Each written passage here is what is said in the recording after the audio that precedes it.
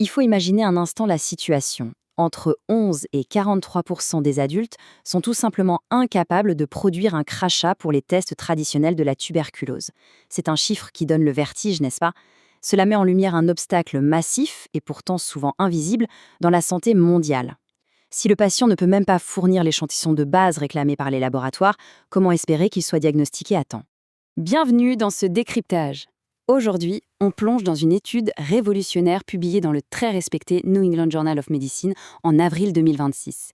On va y analyser le Minidoc MTB, un outil de diagnostic moléculaire novateur qui pourrait bien changer complètement la donne dans notre lutte globale contre la tuberculose pulmonaire. Bon, entrons dans le vif du sujet. Au programme de cette analyse, premièrement, le défi du diagnostic. Deuxièmement, l'innovation qu'est le Minidoc MTB. Troisièmement, son efficacité clinique. Quatrièmement, son application sur le terrain. Et on terminera bien sûr par les limites et les perspectives de cet outil. Première étape donc, le défi du diagnostic, ou comment la tuberculose fait face au manque cruel de tests rapides. Il faut bien se rappeler que la tuberculose reste, encore aujourd'hui, l'un des plus grands tueurs infectieux de la planète. Et le souci fondamental, ce n'est pas uniquement le traitement lui-même, c'est ce qu'on appelle l'écart diagnostique. En gros, c'est le manque flagrant d'accès à des tests qui soient rapides, hyper précis et surtout faciles à utiliser directement là où les patients sont soignés. C'est un véritable goulot d'étranglement, en particulier dans les régions les plus touchées par la maladie. Bref, le grand défi actuel de la médecine, c'est d'identifier rapidement les malades sans dépendre d'infrastructures ultra lourdes. Ce qui nous amène tout naturellement à notre deuxième partie, l'innovation Minidoc MTB, une solution technologique enfin accessible. Voici donc la solution technologique pour combler ce vide, la plateforme Minidoc PM001 Ultra. Et franchement, il y a de quoi être enthousiaste. C'est un appareil moléculaire isotherme, tout petit, portable et qui fonctionne sur de simples batteries. Son utilisation est d'une fluidité incroyable en 4 petites étapes. 1. Le prélèvement, via un crachat traditionnel ou juste un simple écouvillon. 2. La préparation. L'appareil fait tout le travail de lyse mécanique, chauffé à 75 degrés en 5 minutes chrono. Pas d'extraction complexe, c'est un gain de temps absolu. 3. L'amplification, qui cible très précisément l'ADN de la bactérie. Et 4. Les résultats. Et là, c'est magique, ça apparaît à l'œil nu en 12 à 25 minutes. Pouvoir détecter la bactérie de la tuberculose à une telle vitesse de façon presque instantanée, c'est littéralement une prouesse médicale. Passons à la troisième partie, l'efficacité et les résultats cliniques. Analysons un peu les performances réelles de ce test.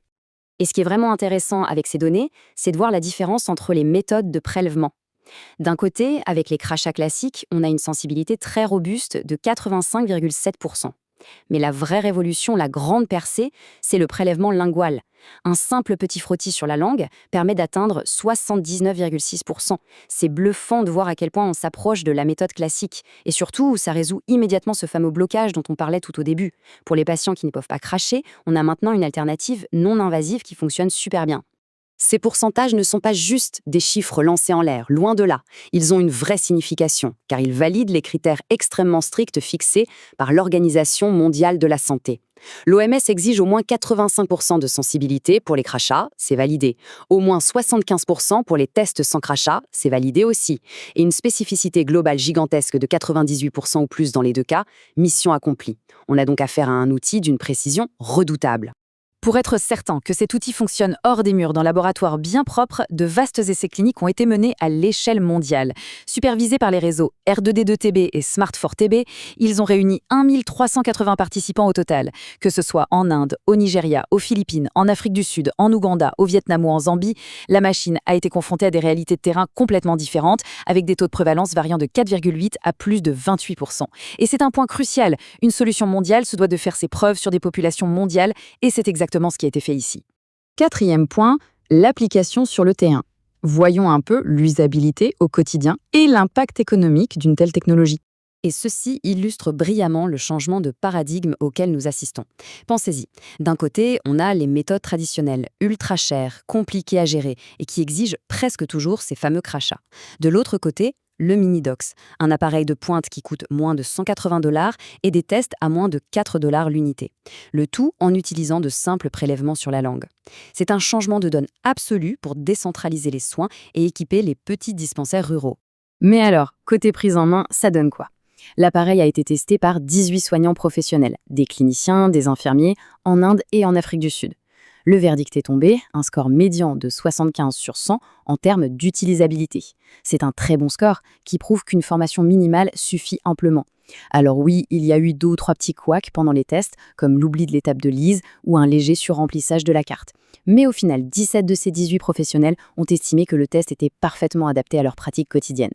On arrive à notre 5e et dernière partie, les limites et perspectives. Parce qu'il faut garder une évaluation clinique nuancée. Il faut rester objectif en science. Le mini-doc MTB est formidable, mais ce n'est pas non plus une solution miracle. Il y a des contraintes. Déjà, sa sensibilité baisse quand la charge bactérienne est très faible, ce qui complique les choses chez les patients co-infectés par le VIH ou négatifs à la microscopie. Ensuite, gros bémol. Il n'intègre pas de test de pharmacorésistance. Il nous dit bien si la bactérie est là, mais pas si elle résiste aux antibiotiques. Et enfin, on a noté une baisse de la spécificité en Zambie, tombée à 91%, pour des raisons qui sont encore à l'étude. Ce sont des limites réelles que les décideurs mondiaux devront prendre en compte. Alors, posons-nous la question pour terminer cette exploration. Face à des innovations aussi ingénieuses, abordables et adaptées au terrain que le mini-doc MTB, le diagnostic décentralisé est-il définitivement l'avenir de la santé mondiale ? Est-ce la clé pour éradiquer enfin ce genre de maladie à grande échelle ? C'est une perspective totalement passionnante. L'avenir de la médecine d'urgence et du diagnostic rapide tient peut-être, finalement, dans ces petits boîtiers sur batterie. Merci d'avoir suivi cette analyse et à très bientôt.